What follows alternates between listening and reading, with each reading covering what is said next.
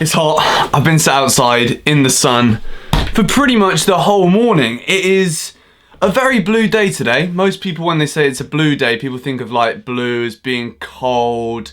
People think of blue as like not feeling great. It's blue with an extremely potent smell of beauty and of Chelsea Football Club, the one love of my life, as well as my lovely girlfriend as well. But like, not be too embarrassing with my flag.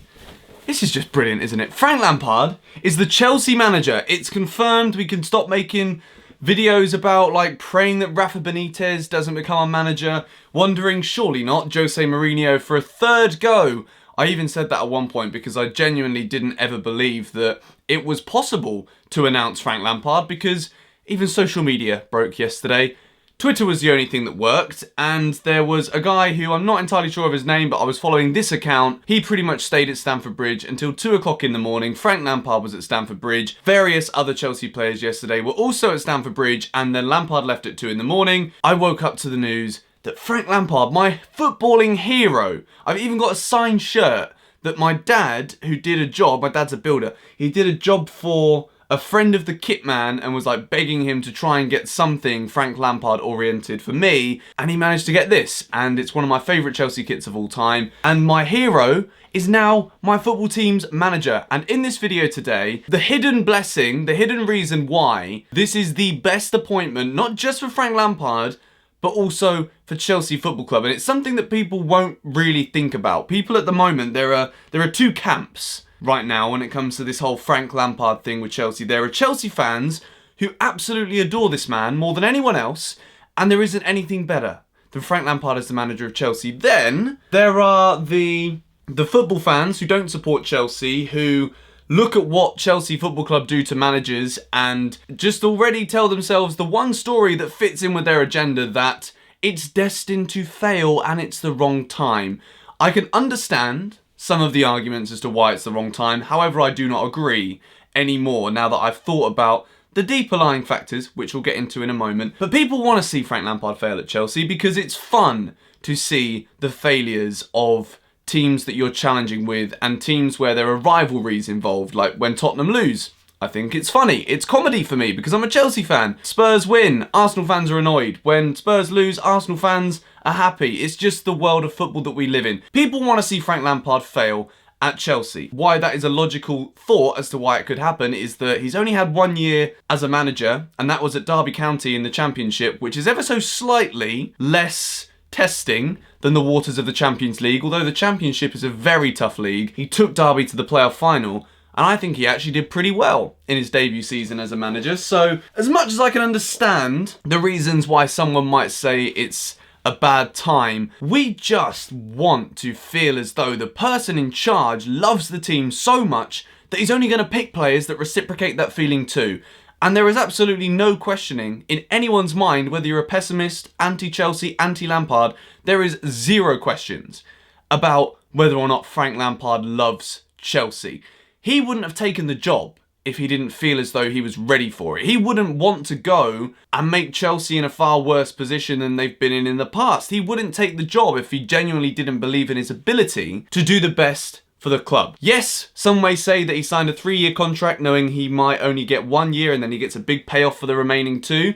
Great business move. I really don't agree with those kind of thoughts right now. Maybe because I'm on cloud 9, because my favourite Chelsea player of all time has just been appointed as the manager. But the real hidden blessing, particularly behind this transfer ban, we want to see players playing on the pitch for Chelsea who look at the badge, and I was going to do that then, it's Adidas, the irony of that. They look at the badge and they don't see any other team in the world that they would want to play for. Frank Lampard did that when he was at Chelsea. Yes, he went to Manchester City, he was on loan at City, for goodness sake, he scored against us, whatever.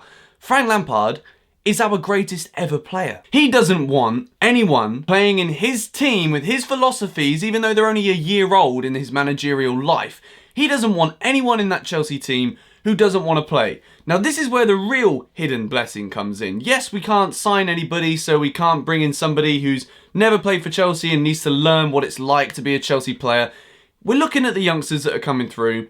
Frank has to use them. Great. They all want to play for Chelsea. They've come up through the academy. They've been with us. They've been waiting for the chance. And finally, it comes. But this is where the real hidden greatness as to why this is the best appointment for Frank and Chelsea right now comes. Something that we haven't seen since probably the first season under Antonio Conte at Chelsea is the fans really getting behind the players. And you see it particularly, I didn't really want to use this example, but I'm going to use it anyway, Liverpool. You can't tell me that psychologically, when those Liverpool players are on the pitch against Barcelona and Divock Origi scores that first goal, that the noise and the atmosphere around Anfield, the fact that there's a manager in Jurgen Klopp on that sideline who is just loving every single minute of this pressure and this brilliance that his team were trying to do by knocking out Barcelona. You cannot tell me that quite a large portion of what makes those players give that extra 10% to put them through to the final of the Champions League isn't the fans in the stadium. The fans in the crowd who are so behind their team, so behind their manager and so behind their club. That's what we've been missing at Chelsea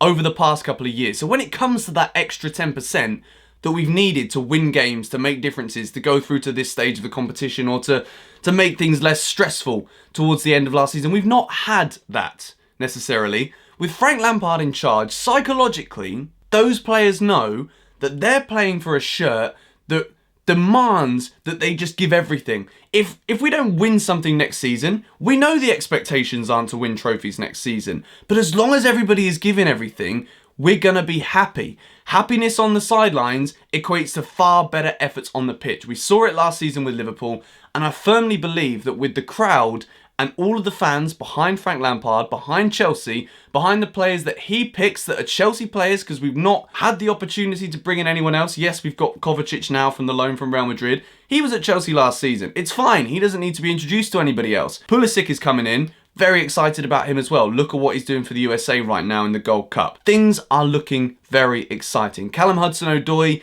he is back almost running now, which is amazing. Ruben Loftus-Cheek, I saw a little video of him today, struggling in the gym. That's going to be a longer term injury.